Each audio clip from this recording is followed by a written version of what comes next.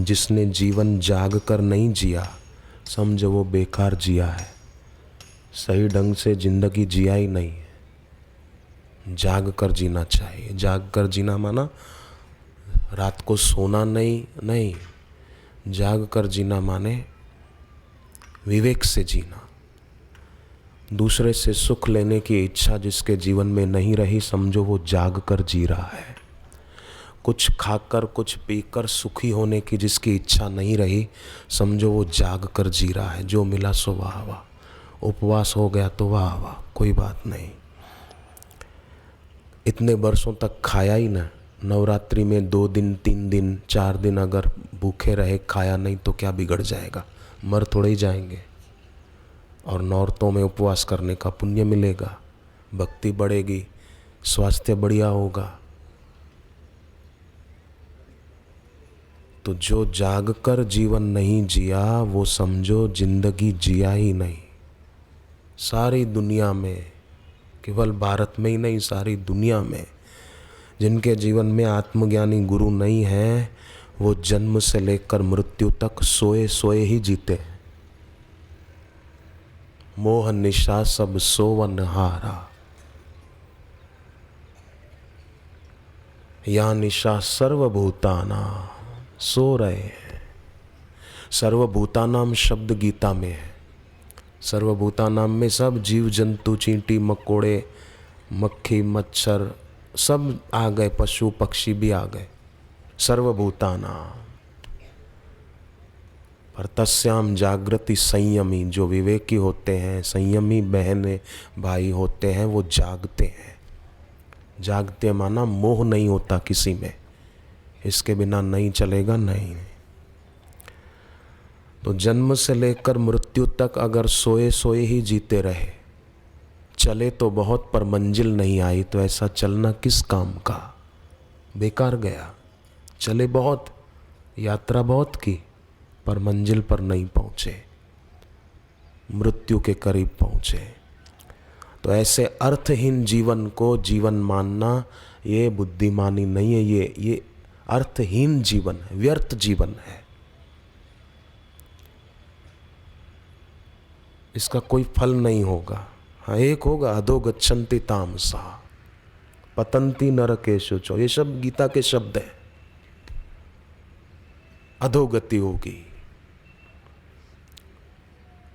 जमीन के अंदर के कोई जीव जंतु बन जाएंगे। जो आलसी होता है ना, देर तक सोया रहता है और कोई उठाए तो उस पर गुस्सा करता है, क्यों उठाया मेरे को, अभी छुट्टियां चल रही है, सोने दो मेरे को। वो फिर हो सकता है कि सांप भी बन जाए। सांप अजगर आलसी होते हैं, पड़े रहते हैं, पड़े रहो बस, कोई बोलेगा नहीं। फिर मैंने देखा है, जो लोग सूर्योदय के बाद भी सोते रहते हैं ना, उनके जीवन में बरकत नहीं है, सुख शांति नहीं है। तो अर्थहीन जीवन न जिए। अर्थहीन जीवन में मनोरंजन के सब उपाय आत्मविस्मरण के उपाय हैं, याद रखना। मनोरंजन के सब उपाय, फिल्म देखूं, लाओ रिमोट, चैनल 1 2 3, फिल्म देखे, सीरियलें देखे, पिक्चरें देखे, ये मनोरंजन के उपाय लगते हैं, पर ये आत्मविस्मरण के उपाय। और ऐसे शांत बैठना, चुप बैठना, ओमकार का गुंजन करना, माला लेकर जप करना, ये लगेगा इसमें कोई बाहर से मनोरंजन नहीं, पर ये मनोभंजन का साधन है, बहुत ऊंचा साधन है। इसके जो परिणाम आ सकते हैं बड़े सुंदर आ सकते हैं, बड़े सुखद आ सकते हैं। अर्थहीन जीवन न जिए, सार्थक जीवन जिए। व्यर्थ का त्याग हो, सार्थक का ग्रहण हो। बिना सम्यक बोध के जो भी करेंगे वो व्यर्थ जाएगा। संसार में कहलाने वाले बड़े बड़े धनवान सत्तावान, उनके भीतर देखो तो निर्धनता भरी हुई है। लगता है कि बड़े सत्ताधीश हैं, पर अपने मन और इंद्रियों पर उनकी सत्ता नहीं चलती, उनका अधिकार नहीं चलता। वो मन और इंद्रियों के दास हैं। लोगों पर तो शासन जमाते हैं, परंतु अपने पर नहीं जमा पाते। तो ये अर्थहीन जीवन है। ऐसा अर्थहीन जीवन किस काम का। एक आदमी गया एक सेठ के पास नौकरी के लिए कि सेठ जी मेरे को नौकरी पे रखोगे? बोले ठीक है रखूँगा, परंतु पगार नक्की कर लो, निश्चित कर लो। बोले हाँ। सेठ ने कहा 1 साल तक, शुरुआत में 1 साल तक तुम्हारा मासिक वेतन 1500 रुपये होगा, फिर अगर तुम 6 महीने और टिक गए तो फिर मैं बढ़ा दूंगा, 2500 कर दूंगा, ऐसा धीरे धीरे। तो वो आदमी बोला कि ठीक है, आप 16 महीने, 12 और 6 18 महीने के बाद बढ़ाएंगे ना, 2500 करेंगे? बोले हाँ। तो मैं तभी आ जाऊंगा, 18 महीने के बाद आ जाऊंगा, सीधा 2500 मिलेगा। अरे सीधा 2500 नहीं मिलेगा, पहले रह तू, 1 साल रह, पगार बढ़ जाएगा। सीधा ही बोले जब बढ़ाओगे तब आ जाऊंगा। ये कैसे होगा? नहीं, हमारे को कुछ मिलेगा तब हम जप करेंगे। नहीं, जप शुरू कर दे, बीमारी मिटेगी तो दवाई लेंगे, नहीं दवाई लें, बीमारी मिटना शुरू हो जाएगी। तो जीवन में सार्थक को भूले नहीं। वशिष्ठ जी कहते हैं दुनिया के भोग सब आपात रमणीय हैं, थोड़े समय के लिए टिकने वाले हैं। और कृष्ण भगवान कहते हैं, देखो कैसे भगवान कृष्ण रामावतार में गुरु वशिष्ठ के चरणों में बैठकर जो सुना, वो कृष्ण अवतार में भी अर्जुन को सुना रहे हैं इसी कुरुक्षेत्र में। राम जी को वशिष्ठ जी ने कहा था भोग आपात रमणीय है, तो कृष्ण भगवान, जब राम भगवान कृष्ण बनकर आए तो कुरुक्षेत्र की धरती पर अर्जुन को कहते हैं आद्यंतवंत कौन्तेय, ये भोग आदि और अंत वाले हैं।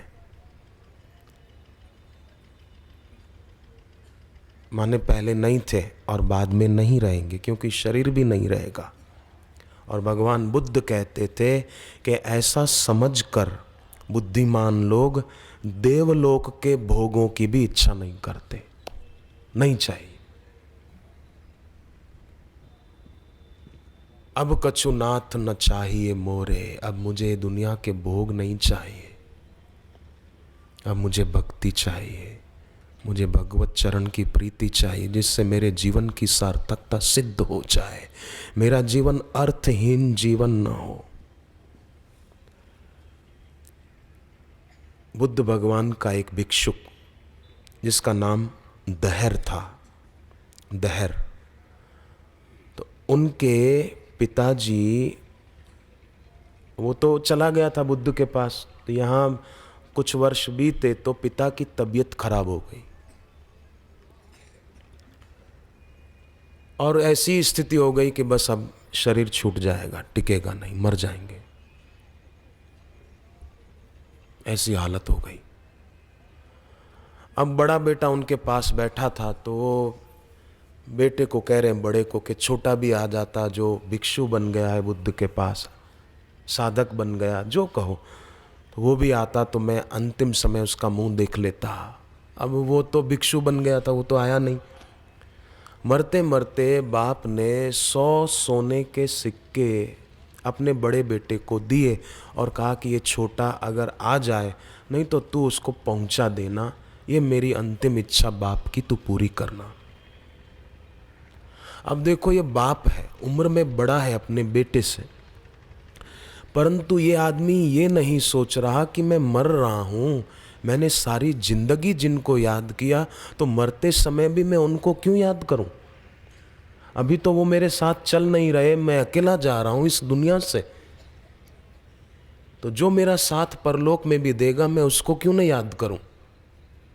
बेटे को याद कर रहा है, और उस बेटे को जो बाप को छोड़कर विरागी बना है, जिसकी बाप में आसक्ति नहीं है, बाप बेटे को याद कर रहा है, बेटा उधर बैठा है।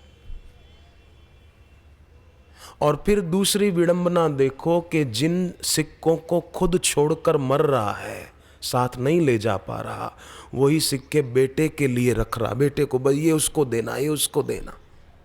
तो ऐसा भी तो बेटे को देना चाहिए था ना, जो उससे छीन न सके, जो खुद मौत छीन रही है उससे, वो बेटे को दे रहा है तो वो भी थोड़ी रख पाएगा। वे माता पिता धन्य हैं जो अपने बेटों को सच्ची संपत्ति, दैवी संपत्ति दिलाने के लिए इस प्रकार शिविर में लेकर आते हैं।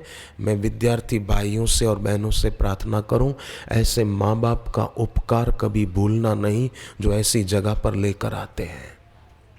उनकी पूजा करना कि ऐसी जगह पर लेकर आए हमको, और जिस उद्देश्य से वो लाए हैं वो उनका पूरा भी करना है। कितना अच्छा होगा। अब वो बाप मर रहा है और 100 सिक्के बोले सोने के मेरे बेटे को देना, तुम नहीं ले जा रहे भाई साहब, तो वो क्या ले जाएगा?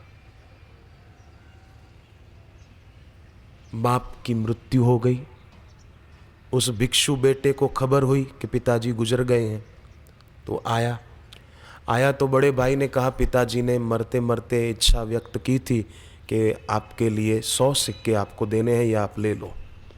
अब वो भिक्षु साधक 100 सिक्के बड़े भाई ने दिए तो हाथ में लेकर गुस्सा करते हुए उसने वो 100 सिक्के फेंक दिए और कहा कि मैं साधु बन गया हूँ, मैं भिक्षु बन गया हूँ।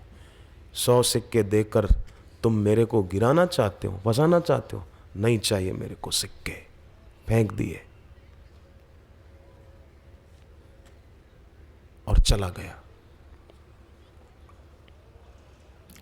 चला तो गया परंतु उसके मन से सिक्के नहीं चले गए। सिक्कों को फेंका बाहर से, पर भीतर से नहीं फेंक पाया।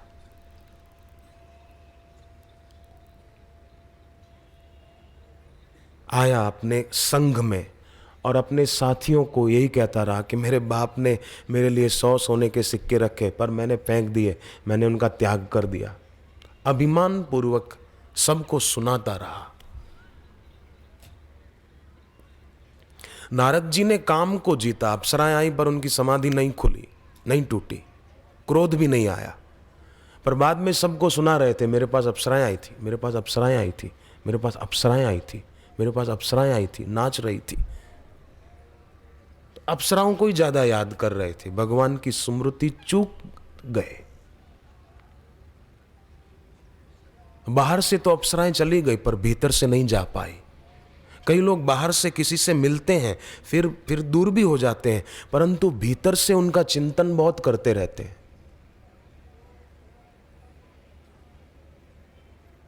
उससे फिर मिलेंगे, ये बात कहेंगे, ये करेंगे, ऐसा।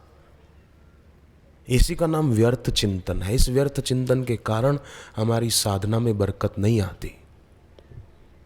तो वो सबको सुना रहा था कि मेरे को सिक्के दिए पर मैंने फेंक दी मैंने मुद्राएं। अपना अहंकार का प्रदर्शन करने लगा। पर अब मुद्राएं, सोने की सिक्के उसके पीछे लगे हुए थे। अब क्या होता कि याद करता रहता कि वो सिक्के थे, घर पर मैं छोड़ आया, सिक्के घर पर छोड़ आया, काश अगर ले आता तो मेरे खर्च में काम आते जरा, और मैं घर चला जाऊं तो क्या हर्ज है। ये भिक्षुक बनकर देख लिया, कुछ नहीं है, चलो इससे तो घर पर चलते हैं, वो सिक्के मिलेंगे, मौज से जीवन जिएंगे, खाएंगे पिएंगे। ये क्या यहाँ उपवास करना, भिक्षा मांगकर खाना, हाँ, और भिक्षा में भी सादा सूदा मिले वो खाना। इसे तो घर पे 100 सिक्के, उस जमाने में 100 सिक्के बहुत मूल्य रखते थे। इसे तो मैं वो मौज से जीवन जीऊँगा, स्वादिष्ट खाऊंगा बढ़िया, और कपड़े बढ़िया पहनूंगा, जरा ठाठ से जीऊँगा। बापूजी ने अपने जीवन से कैसी सादगी दिखाई। हम पुराने चित्र देखते हैं, कई बार ऋषि प्रसाद में छप जाते हैं, तो आप देखते हैं कैसे गुरुदेव के पुराने साधन काल के चित्र हैं, कैसी सादगी। अभी भी कई लोग बापूजी के लिए वो डिज़ाइन वाली धोतियाँ लाते हैं, बॉर्डर होती है ना, लाल रंग की, अमुक कोई दूसरे रंग की। मैंने अपनी आंखों से देखा, कई बहनें, कई माताएं, कई भाई ले आते हैं तो बापूजी उनको ही दे देते हैं। एक बार तो मुझे लगा कि एक बहन लाई थी बहुत अच्छी डिज़ाइन वाली बॉर्डर वाली धोती थी। मैंने कहा ये कितनी अच्छी धोती लाई। बापूजी को उसने अर्पण की, बापू ने उसी को दे दी, ले जा, तेरे को प्रसाद है, ले जा ले जा। गुरुदेव की सादगी ही गुरुदेव का दिव्य दैवी श्रृंगार है। कैसी सादगी। और कई लोग तो हाँ, बड़े बड़े प्रवचनकार भी बड़ी डिजाइन वाली लाल और तरह तरह की रंग वाली बॉर्डर वाली धोतियां बराबर गले में ठमठमा के बैठेंगे, हाथ जैसे हम ही हैं कोई विशेष। पहले शुरुआत में मुझे भी थोड़ा शौक लगा था उनको देख देख कर, लगा, फिर मुझे लगा कि नहीं नहीं, ये ठीक नहीं है।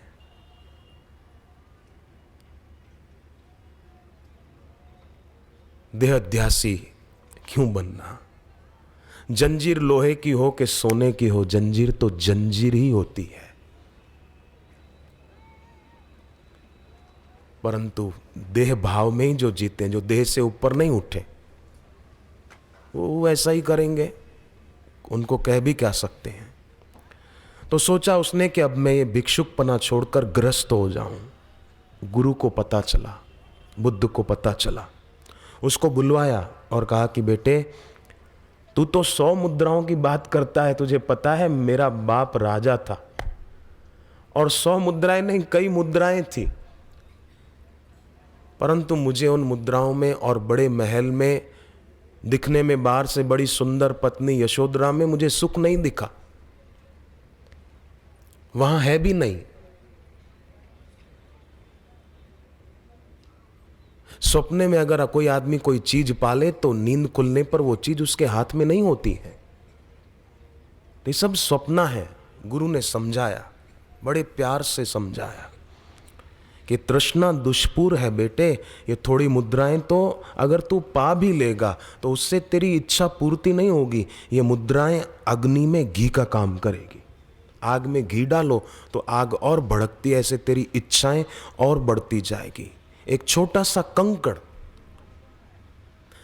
तालाब में डालो तो देखो तालाब का पानी जो शांत और स्थिर था, पर छोटा सा कंकड़ जो ही सरोवर में डाला तो पानी तरंगायित होता है, लहरें उठने लगती है, दूर दूर तक जाती है वो तरंगे। एक छोटा कंकड़ पूरे सरोवर के पानी को कंपायमान कर देता है। एक छोटी सी इच्छा भी वो व्यक्ति का पूरा जीवन प्रभावित करती है। इसलिए जीवन रसायन पुस्तक पढ़नी चाहिए, ईश्वर की और पुस्तक पढ़नी चाहिए, ध्यान की कैसेटें हमको सुननी चाहिए। ध्रुव ने कितने महीने उपवास किया, पेड़ के पत्ते खा लेता और पानी पी लेता नदी में से और ओम नमो भगवते वासुदेवाय जप करता। हम लोगों को तो नौरते में अगर 4 दिन उपवास करने का कहा जाए तो हाँ कि फलाहार में क्या बनाएंगे, आलू की सब्जी बनाएंगे कि सूरन की सब्जी बनाएंगे, ये सब याद आने लगता है। परंतु धनभागी हैं वो जो अच्छी तरह से उपवास जप तप कर पाते हैं।